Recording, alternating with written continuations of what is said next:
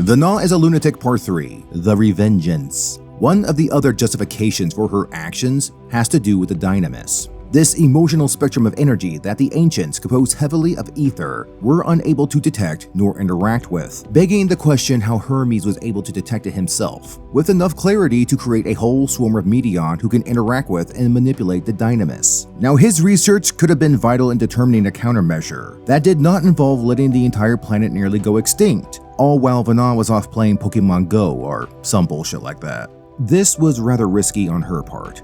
La Habrea also sundered himself when a part of his soul was corrupted by Athena. According to him, the process was dangerous and unstable. He kept that piece of his soul around specifically because he wasn't sure of the consequences. And Heidelin did the same thing on a macro scale. How do we know she didn't kill scores more people in the process? And since most of the population had already been decimated, those additional casualties say a lot about her methods. Also consider that we did use ether quite a lot during our time in Ultima Thule. It was ether that propelled us through the universe. Ether let Xenos follow after us. His presence was vital in defeating the Insinger, and we use ether in tandem with Dynamis to perform extreme feats of strength. My point is, why couldn't the ancients have learned to partially sunder themselves, thus become more prone to Dynamis? With this alteration, they could pursue Medion and end them once and for all. We established previously that Amarant had great strength of character, despite what some sources try to claim. Frankly, there were numerous other methods Venat could have tried. Send Zodiac to Ultima Thule instead, or at least have his ether shield deployed there.